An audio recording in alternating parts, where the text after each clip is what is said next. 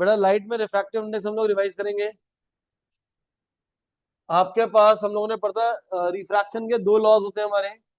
पहला लॉ क्या होता है हमारा, रिफ्रैक्टेड रे normal and the incident ray they all lie in the same plane. और दूसरा हमारा क्या होता है, the sine of the angle of incidence to the sine of the angle of refraction is a constant value for a given pair of media for a given colour of light.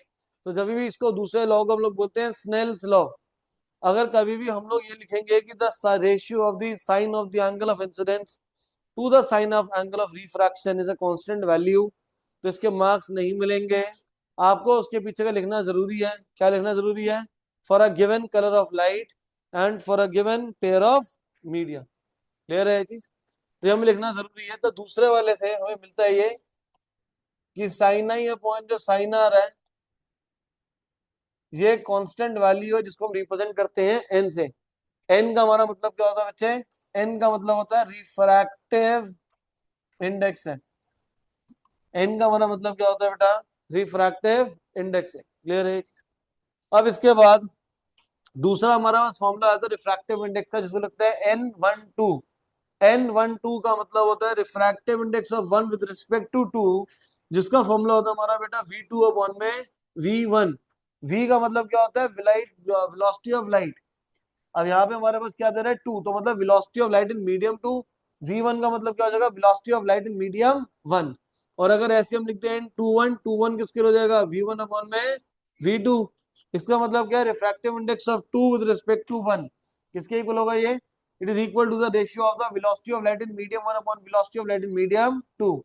मैं दोनों को अगर आपस में multiply कर दूं N12 into N21, तो यहाँ पे हमारे पास आ जाएगा V2 upon V1, V1 upon V2 cancel हो कितना आ जाएगा? वन। तो इसका मतलब हम ये बोल सकते हैं कि वन टू और टू वन का जब मल्टीप्लाई कर देंगे रिफ्रैक्टिव इंडेक्स को, तो आंसर कितना आएगा? वन। इससे हम ये भी बोल सकते हैं कि N12 जो की जो वैल्यू है वो वन अपॉन N21 के इक्वल है। तो इसका मतलब हमारा क्या होता है कि दोनों आपस में एक दूसरे के क्या है? रेसिप्रोकल है। अगर सपोज मैं बोलता हूँ refractive index of one with respect to two 1.5 है, आपका बोल रहा है find refractive index of two with respect to one. तो जो refractive index of two with respect to one किसके इक्वल होगा? वन अपॉन में N12, मतलब कि वन अपॉन 1.5। डेसिमल नथिंग के ऊपर जीरो, तो कितना हो जाएगा? 10/15, जो कि कितना हो जाएगा? 2/3। 2/3 का डेसिमल में कर लेंगे तो कितना आ जाएगा? 0.66 या 0.67 आ जाएगा, अगर अप्रोक्स कर देंगे इसको। क्लियर है ये? ठीक है भाई। नेक्स्ट, तो इसके बाद हमारे पास नेक्स्ट, अगर दोनों मीडियम में से कोई भी एक मीडियम अगर एयर हो जाए, if any one medium out of two is air और वैक्यूम, तो उस केस में रिफ्रैक्टिव इंडेक्स का नाम चेंज हो गया। हम क्या बोलते हैं उसको? Absolute refractive index. कह रही है अगर दोनों मीडियम में से एक मीडियम एयर या वैक्यूम हो जाएगी, तो वो हमारा क्या हो जाएगा? उसको बोलते हैं एब्सोल्यूट रिफ्रैक्टिव इंडेक्स। तो फॉर्मूला चेंज होकर क्या हो जाएगा? एन एम, मतलब रिफ्रैक्टिव इंडेक्स ऑफ मीडियम किसके इक्वल हो जाएगा? ये सी अपॉन वी एम। सी का बेटा मतलब होता है speed of light in air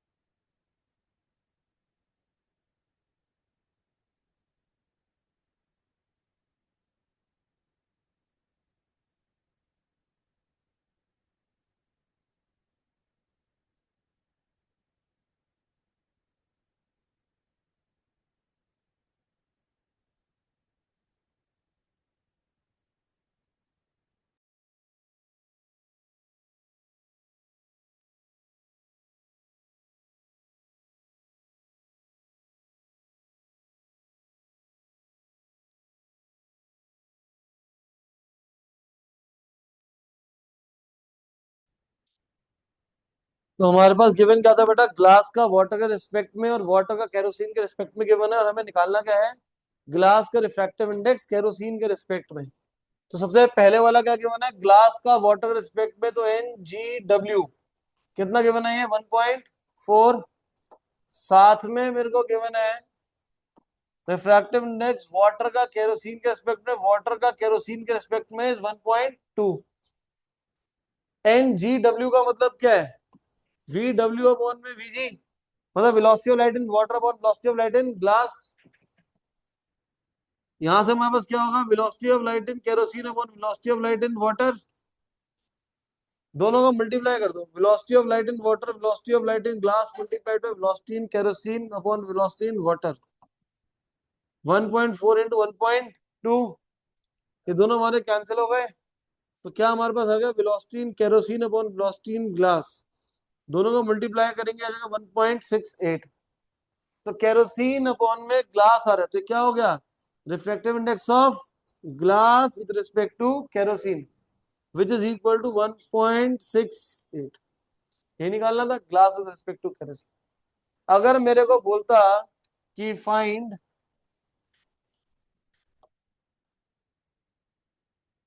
refractive index of kerosene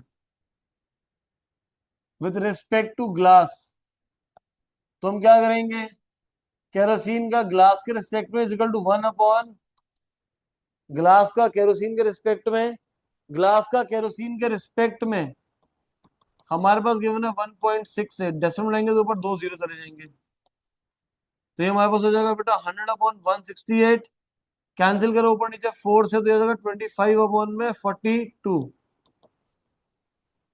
divide करके बेटा इसका आंसर डेसिमल में आप निकाल लेंगे। क्लियर है, तो 0.6 के आसपास कुछ आ जाएगा इसका आंसर। क्लियर है बेटा, हो जाएगा, समझ आ गया ये। फिर एक और करते हैं, नेक्स्ट है refractive index of A with respect to B is 1.3,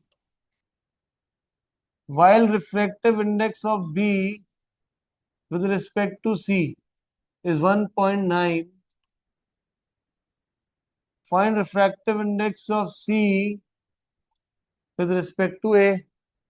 तो सबसे ऊपर हमें क्या गिवन है, रिफ्रैक्टिव इंडेक्स ए बी के रिस्पेक्ट में 1.3 है, बी का सी के रिस्पेक्ट में 1.9 है, ए का बी के रिस्पेक्ट में क्या होगा, वीबी अपॉन में वी ए, बी सी का मतलब क्या हो जाएगा, वीसी अपॉन में वीबी। अब दोनों को क्या करेंगे, मल्टीप्लाई, तो velocity of B into upon velocity of A multiplied by ये वाला part, velocity in C upon velocity in B, 1.3 into 1.9, velocity in B से वेलोसिटी इन बी कट जाएगा, क्या बचा, वीसी अपॉन में वी ए, दोनों को मल्टीप्लाई करो कितना होगा ये, 13 इंटू 20 कितना होता है, 260, 260 माइनस 13, 2.47 आ जाएगा। तो ये क्या आ गया मेरे पास, refractive index of A with respect to, पर निकालना क्या था, C with respect to A, तो इसका रेसिप्रोकल कर देंगे 1/2.47, 100/2.247 डिवाइड करोगे आंसर आ जाएगा बेटा इसका। क्लियर है,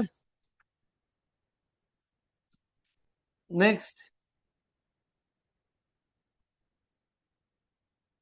light is incident in a glass slab at an angle of incidence of 30 degree while it is refracted at 45 degree. Find the refractive index. अब एंगल दे दिया है, एंगल दे दिया तो हमारा कौन सा फॉर्मूला लगेगा, स्नेल्स लॉ वाला फॉर्मूला तो लगेगा, ये रहा सबसे ऊपर, वो हमारा क्या फॉर्मूला है, साइन आई अपॉन में, तो यहाँ पे बच्चे एंगल ऑफ इंसिडेंस 30 है, एंगल ऑफ रिफ्रैक्शन 45 है, तो हमारा ये कितना हो जाएगा, साइन आई अपॉन में साइन आर, साइन 30 अपॉन में साइन 45, साइन 30 की वैल्यू कितनी होती है? 1/2। साइन 45 1/√2। √2/2। √2 की वैल्यू कितनी होती है? 1.414 डिवाइड बाय 2, 0.707। समझ आ गया ये?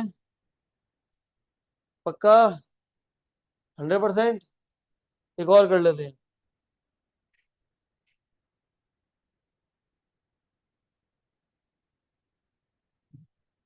Light is incident into water at an angle of 45 degree and is refracted at 30 degree. Find refractive index. तो रिफ्रैक्टिव इंडेक्स कितना हो जाएगा मेरा? साइन आई अपॉन में साइन आर। आई कितना है? 45। आर कितना है? 30।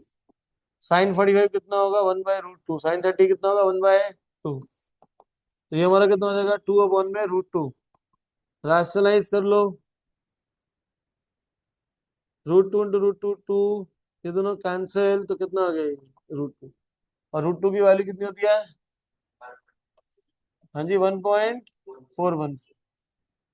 क्लियर है बच्चे? तो रिफ्रैक्टिव इंडेक्स का यही क्वेश्चन था हमारे। मैंने आपको एक असाइनमेंट भी दे रखा था रिफ्रैक्टिव इंडेक्स का, वो प्रैक्टिस कर लेना, तो हम लोग कल भी उसके डाउट ले लेंगे। क्लियर है? नोट करो बेटा इसको। बेटा